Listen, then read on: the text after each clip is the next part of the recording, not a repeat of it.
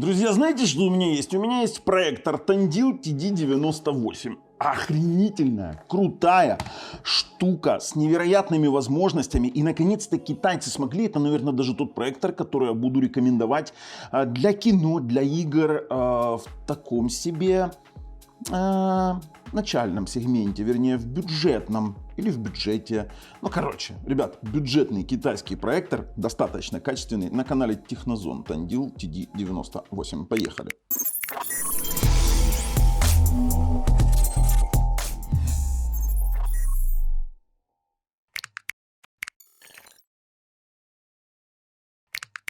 Слушайте, ну что я могу сказать? Меня, во-первых, поразила тканевая поверхность. Это очень-очень круто. И здесь вы можете заметить отсутствие каких-либо регулировок фокуса и, мало того, кейстоуна, какого бы он ни был. А знаете почему? Потому что здесь автоматический 6D кейстоун и при этом еще и с крутым автофокусом. Да мало того, нет эффекта линзирования, нет вот этих расплывчатых вещей по углам, то есть здесь абсолютно равномерный фокус по всей поверхности этого изображения, которое выдает этот проектор. Но перед тем, как мы сейчас перейдем на AliExpress, посмотрим цену, а потом еще и потестируем, я прошу вас подписаться, нажать колокольчик, чтобы не пропустить дальнейшие наши самые интересные обзоры. А мы начинаем разбор этого проектора по шагам. Мы с вами на AliExpress. Да, сейчас распродажа. Стоит он от 316 до 334 баксов в зависимости от версии. Сейчас разберем, что за версии. Но узнать актуальную цену для вашего региона и актуальную доставку вы сможете по ссылке в описании под видео. Там мы разместили ссылки на актуальных продавцов, именно на проверенного продавца, да еще и официальный магазин. Поэтому переходим, смотрим. Существует две версии. Одна из них на андроиде 9, другая без андроида, но с Wi-Fi. С Wi-Fi 5 ГГц и 2.4 и с Bluetooth. Объясню для чего. Дело в том, что они умудрились сюда засунуть через Wi-Fi. Это теперь не так, как вот было раньше. Здесь теперь Tandil сделали так, что вы Miracast у него есть, то есть вы сможете мирокастить свой Android смартфон прямо на свой проектор. И есть iOS Cast, то есть вы сможете свой iPhone тоже кастить точно так же, как Android, прямо на проектор, минуя какие-то моменты. Плюс они сделали улучшение, вот я вам сразу говорю, он будет проигрывать H265 кодек с жесткого диска, огромные 68 гигов я пробовал, он тягает, и я просто удивлен. Но тут тоже не все. Смотрите, они заявляются, сейчас я буду идти по шагам, и я буду рассказывать вам, смотрите, какой дизайн вы видели, дизайн там просто сумасшедший. На распаковочке посмотрим. Здесь чистые реальные 1080p, то есть это Full HD. При этом он принимает сигнал и 2К, и 4К, то есть подходит сюда подключить любое там разрешение, которое может поддерживать ваша приставка. Здесь есть яркость, 12 тысяч люмен или 2500 анси люмен, но я вам скажу, это честная яркость. Я при 100% освещении смог смотреть спокойно IPTV, то есть я вообще не чувствовал дискомфорта при 100% освещении своего помещения. Я вам это тоже покажу. При 50% отлично, при затемнении 80% вообще дикий контраст. Я очень удивлен насчет этого проектора, насчет его возможностей. Контраст 20 тысяч к 1, потом поддерживает Microsoft Office, но это все мелочи. Я его все равно не рекомендую использовать без Smart TV бокса. И вы дальше в обзоре увидите почему. 6D Keystone он, конечно, показывает. Они так прикольненько, красивенько. 6D Keystone работает. То есть они там, конечно, можно любое изображение делать. Его, значит, можно ставить под любым углом, как вы захотите. Автоматический фокус. Это мы все с вами уже тоже поняли. Все хорошо работает. Есть пультик неплохой. Кстати, есть и мануальный фокус. Все отлично. Вот здесь они показывают, что есть каст iOS Кстати, слушайте, его можно по беспроводу подключать к компу для того, чтобы, допустим, там что-то показывать для трансляции. Это тоже очень удобно. У него действительно хорошее разрешение для проведения презентаций, для бизнес-целей. Но я вот для дома вообще себе такое, знаете, заприметил. Почему? Потому что кино можно смотреть. Ну, про кино мы сейчас еще поговорим. Зум, кстати, он может показывать, то, что он зумировать может, и с 7 метров он делает 200 дюймов экран. Вообще-то, видите, они пишут, что 300 дюймов можно экран сделать до 300, но мне проверить такое реально вообще абсолютно некуда, никак. То есть максимальная поддержка 300 дюймов. То есть это нереально огромный экран, хотя я бы вот 200 дюймов, да, будет хватать на яркость. Вернее, яркости будет хватать. И видите, как они вот акцентируют выключенный свет, включенный свет. Это я подтверждаю, вы это увидите. Я это снимал с разных ракурсов. Я просто обалдел от яркости данного проектора. Лампа 50 тысяч часов, но это само собой понятно. Он достаточно тихий, хотя слышно систему охлаждения. И вот здесь вот они показывают очень прикольную штуку насчет изображения. Заливка абсолютно равномерная по всей поверхности изображения. То есть нет вот этих темных пятен, нет ничего подобного, нет ни линзирования, как я уже говорил, но это...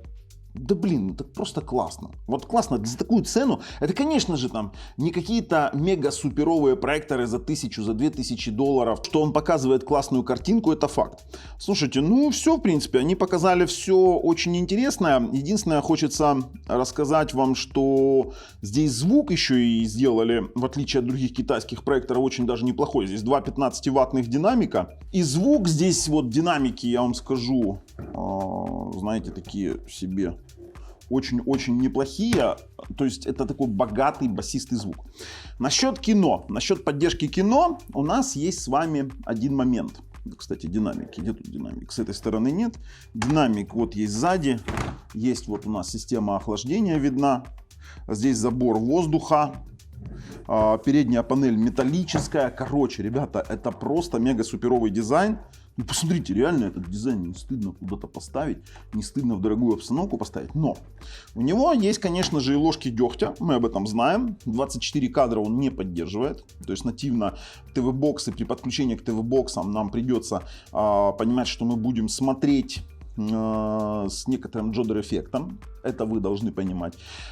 Но при подключении компьютера и при использовании, допустим, той же самой уплавнялки, а есть такие специальные плеера, типа подплеер с поддержкой уплавнения, при подтягивании кадров с 24 до 60, этот проектор будет просто-напросто шикарен при просмотре кино. Я вам серьезно говорю.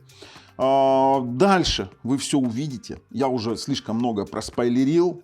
И переходим на распаковочку, на обзор и ждем нашего резюме. Ну, раз уж это проектор для домашнего использования, то будем и распаковывать-то у меня дома. Такой достаточно себе приятный проектор. Именно коробочка. Давайте мы сейчас с вами распакуем и посмотрим, что у нас внутри. Но запаковано стандартно для всех китайцев. Давайте смотреть, что у нас тут есть. Есть у нас стандартный набор того, что китайцы обычно кладут в свои проекторы. Я вам скажу, ничего здесь примечательного.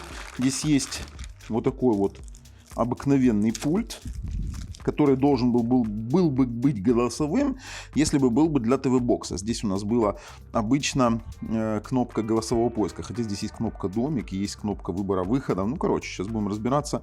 Работает от двух батареек 3A.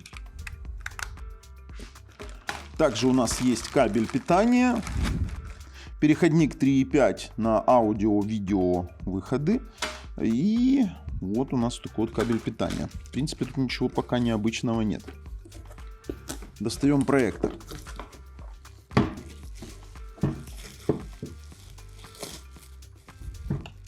А вот проектор качественно отличается от всего того, что я обозревал ранее, потому что здесь сейчас у нас, смотрите, тканевая поверхность, сенсорная панель. Слушайте, реально тканевая поверхность. Смотрите, какой дизайн прикольный. Вот это вот камера для автофокусировки.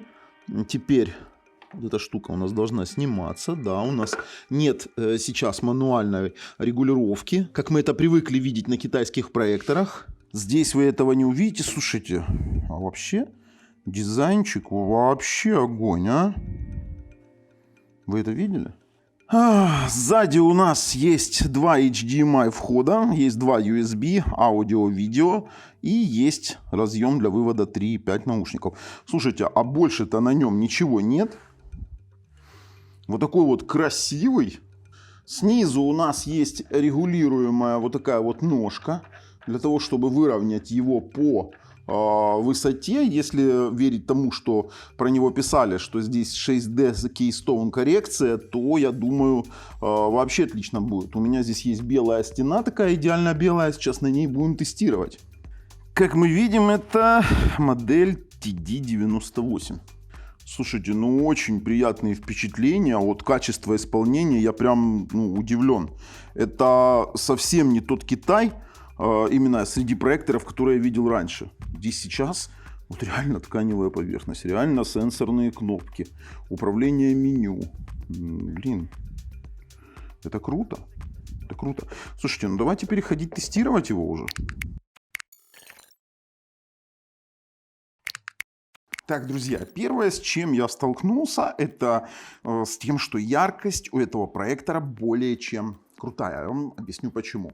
Потому что мы сейчас снимаем при освещении где-то 50%. То есть у меня ролады одна открыта, одна полузакрыта. Я их сейчас прикрою для того, чтобы мы лучше видели, скажем так, на камере. Но яркости более чем достаточно. Это освещенное помещение. То есть я могу включить свет на полную заливку. То есть у меня здесь сейчас светодиодные лампы, то есть у меня освещение 100%, и мы все равно видим с вами очень отчетливую картинку. То есть у меня висят диодные лампы, у меня открыты ролады, то есть по яркости это мега классно. При снижении освещенности где-то до 90% мы прикрыли ролады и выключили свет, но у нас ролады все равно пропускают какой-то очень такой свет. У нас появляется вообще шикарно. Дело в том, что смотрите, насколько контрастная картинка получается, она яркая и контрастная. Но это еще не все фокусы. Мы сейчас с вами будем его тестировать дальше. Перво-наперво мы проверяем с вами автофокус и коррекцию Keystone. Смотрите, если мы с вами подвинем проектор, он выставит Keystone. Здесь автоматический Keystone и автофокус. Автофокус просто шикарен.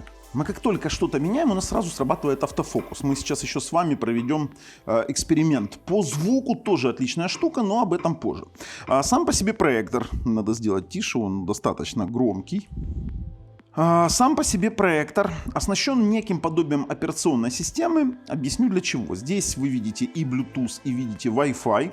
А на самом проекторе также слева у нас видны входы HDMI 1, HDMI 2 и аудио-видео. Также у нас есть раздел фильмы, музыка и фото. И здесь он нам тоже предоставил какой сюрприз. Также есть Office Suite для просмотра документов. Но тоже, смотрите, мы идем в настройки. Здесь есть установка Wi-Fi. Для чего нам Wi-Fi? Wi-Fi нам нужен для работы Miracast или iOS скрина. То есть можно и с iOS отправлять изображение на проектор, и с Android.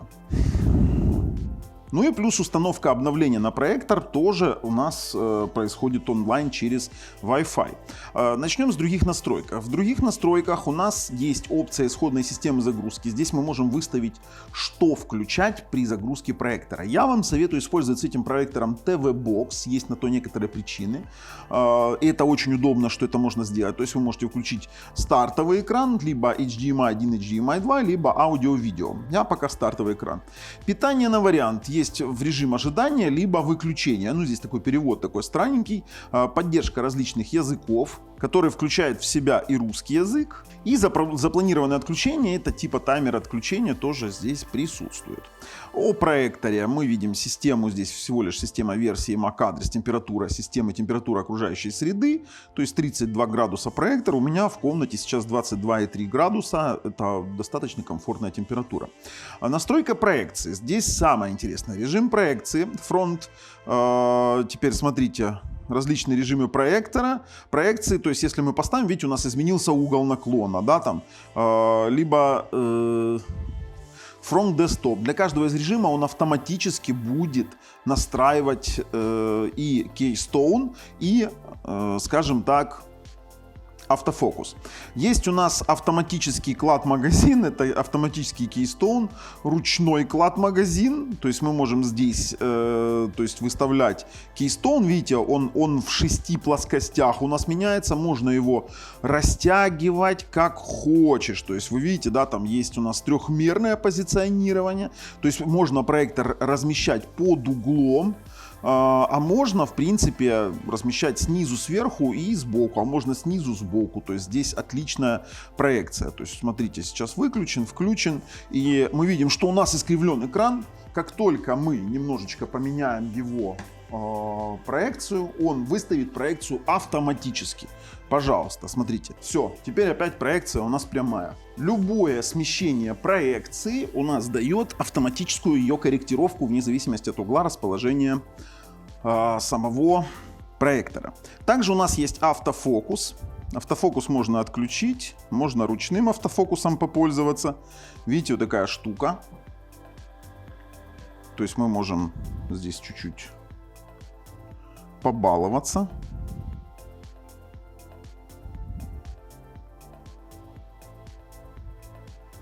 Фокус настраивается механически. И у нас есть еще цифровое увеличение, можно увеличивать. И настройки коррекции тоже. Трапециевидная коррекция, коррекция автокейстоуна при включении, питание на автофокус. Выключенный, включенный. То есть это тоже классные штуки, которые есть у топовых проекторов, а не у проекторов за эти деньги. Теперь проверяем iOS Cast. Почему Android Cast обычно работает на всех, iOS Cast нужно пробовать на iOS. Пробуем подключить мой смартфон. Пожалуйста, мой смартфон включился. То есть у нас спокойно работает Cast на iOS и на Android в том числе. Поэтому мы можем с этим отлично работать. Слушайте, хорошо-то как, можно пошпилить что-нибудь. Таратам, таратам. И пошли играть. Конечно, не для игр такие штуки предназначены, абсолютно не для игр, это мы все прекрасно понимаем. Но то, что в этом проекторе это работает, это факт. Теперь мы с вами должны протестировать изображение данного проектора, насколько оно классно, корректно выводит изображение. И, кстати, не зря здесь висит раздел «Музыка», потому что здесь очень классный звук. По звуку чуть позже, потестим с ТВ-бокса. Давайте тестовые картинки и поехали. По тестовым картинкам Бурож. Да, они для телека, но мы их используем. Он выводит полностью все изображение, то есть у нас нет выхода за пределы области. В яркости я вижу все, при том, что вы обратите внимание, что у нас нет регулировки яркости в настройках. Ее просто-напросто нет. То есть здесь есть стандартная калибровка, которую они изначально откалибровали проектор. Но я вижу и 4, и 8, и 0, и 12, 16, 20, 24. То есть при затенении 80-90% я вижу все градации. То же самое касается и контраста. Видны все абсолютно квадраты. И калибровка проведена достаточно неплохо, потому что девушки выглядят абсолютно реалистично. Очень классная цветопередача. И это еще не все. Если вы заметите, то у этого бюджетного проектора абсолютно ровные края. То есть здесь нет вот присущей DLP проекторам какой-то фигни с рубленными краями или же неравномерная заливка. Вот это вот немаловажный вопрос. Когда мы сейчас будем рассматривать заливку, и вот она, кстати, это абсолютно... То есть камера может не передать. У камеры тоже есть своя матрица со своими особенностями, но здесь что в центре, что по краям заливка абсолютно идентичная. И мало того, это достаточно классная цветопередача. Белый — это значит белый. белый. Красный — это значит красный, без каких-либо пятен. Да, у нас есть лесенка на градации, потому что лесенка, ну, здесь это не 10-битный проектор, не HDR-проектор, но это качественный, хороший проектор с очень хорошей цветопередачей и хорошей заливкой, правильным построением, скажем так, сцены экрана. Вот, ну, я так сказал, это будет, вот, пускай на моей совести, но вот желтый — это желтый, без темных вкраплений, то есть это абсолютно равномерный желтый цвет и равномерные все основные цвета. А именно из основных цветов и строятся все эти моменты. Давайте мы с вами яркостно-контрастный анализ сделаем, посмотрим на цветопередачу. Стандартные цвета абсолютно правильно отображаются. Смотрите, у нас видны все градации во всех цветовых оттенках.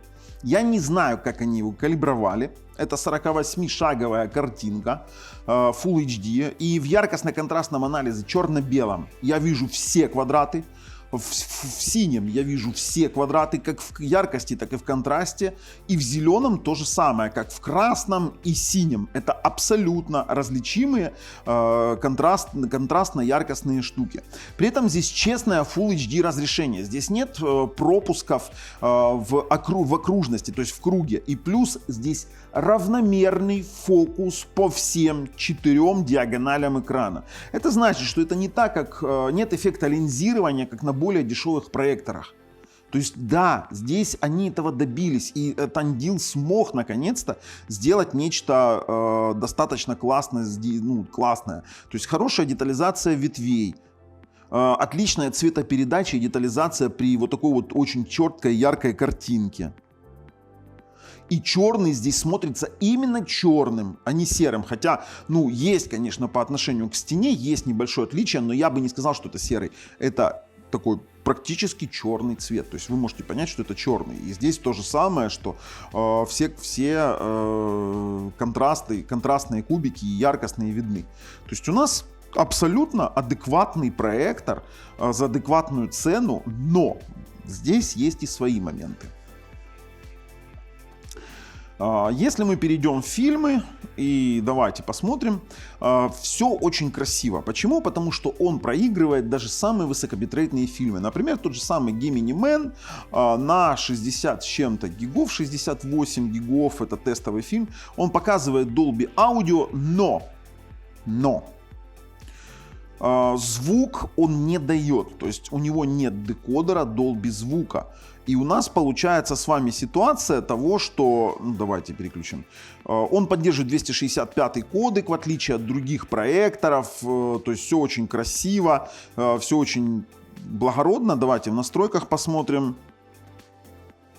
Выберем, попробуем аудиотрек какой-то такой. Ну, здесь, видите, Dolby Audio, но у нас он не поддерживает Dolby Audio.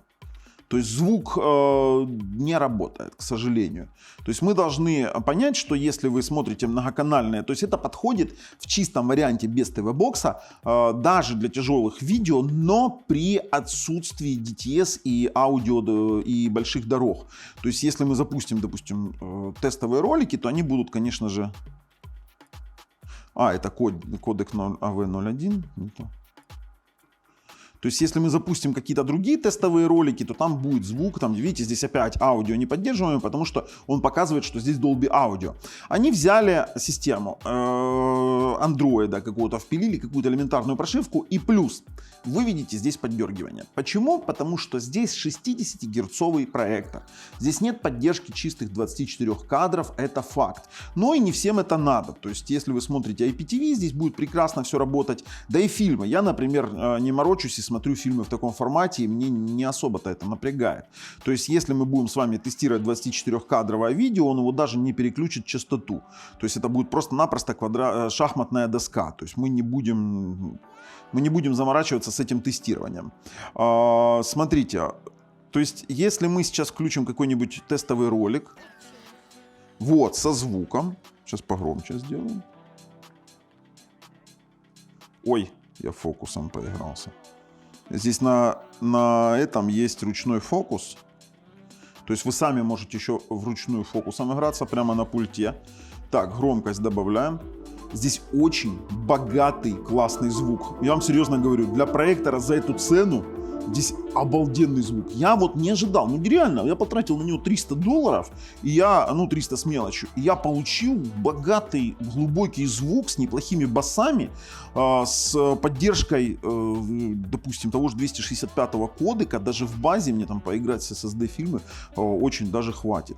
Но, конечно, да, мы не сможем там с вами проиграть там в DTS дороге, он не будет давать звук, потому что видео-медиа error будет выдавать, он будет видеоряд гонять, но не будет давать нам проиграть, допустим, звук. То есть он не Dolby. Он определяет, что это Dolby, он определяет, что это DTS, но он их не выводит. То есть система не доделана, она облегчена.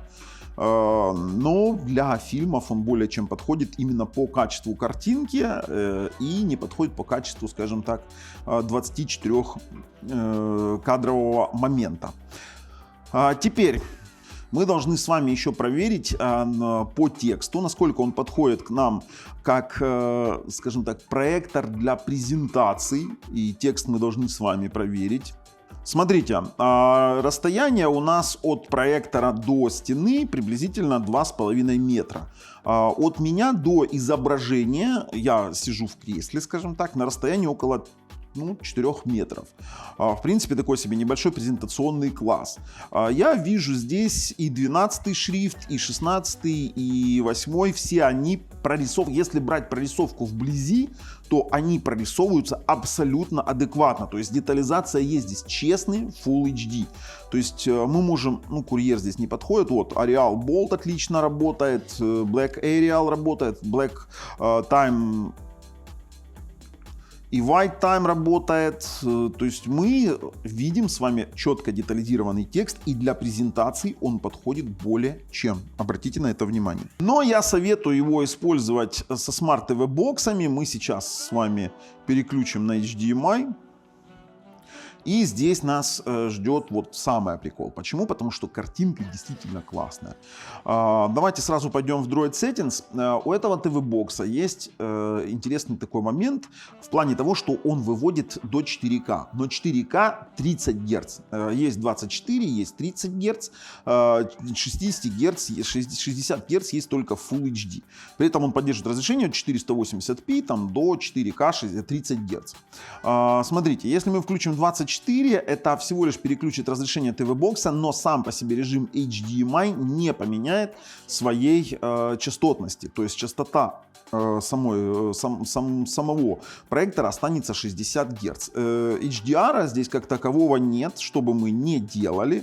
То есть если мы с вами включим адаптивный HDR, либо Always HDR, у нас качество картинки никак не поменяется. То есть мы можем делать все, что хотим. То есть у нас качество картинки все равно останется на том же уровне. Что мы здесь с вами проверим? Мы здесь с вами проверим, как работает у нас YouTube, в том плане, что мы сможем оттуда погонять музычку и посмотреть, насколько красочно будут работать ролики. Почему я делаю акцент на роликах? Потому что эти ролики, допустим, мои видео и те же самые видео с DreamView Channel делал я с 4К геоплейсов, и я знаю, как они в оригинале должны выглядеть. Та же самая Дикая река, у нее не должно быть засвета в некоторых моментах. Дикая река здесь выглядит фантастически. Смотрите, мы видим островок травы желтой прямо по центру, она без пересвета. Это значит, здесь достаточная яркость для отображения деталей, контраст достаточный. То есть обычно на слабых проекторах там желтое яркое пятно, просто лампа светит и все. И контраста не хватает, контрастности для отображения деталей. То есть ролик выглядит в SDR именно так, как он должен выглядеть. Мы над этим работали, мы знаем, как это должно быть. Давайте посмотрим другой какой-нибудь ролик. Из тех же моих роликов, из того, что я снимал в SDR, ну вот, например, как я гоняю по берегу моря, то есть была такая тема, и я как раз проверю здесь звук.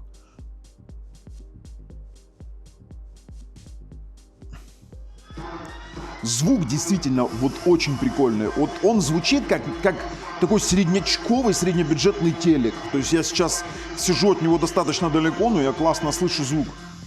То есть это такой басистый, хороший, богатый звук. Я имею в виду, это не супер качественный звук, но богатый в плане того, что по сравнению с другими проекторами, именно в этом ценовом сегменте, он просто-напросто его рвет.